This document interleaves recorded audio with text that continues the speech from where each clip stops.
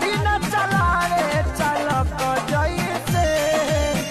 रे माई ससुरा रहब कैसे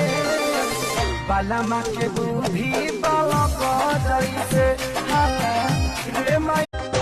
कैसे रखी तोहरा के रानी बना के कहीं खा मत जाई हो दिलवा के बिरयानी बना के कहीं खा मत जाई हो दिलवा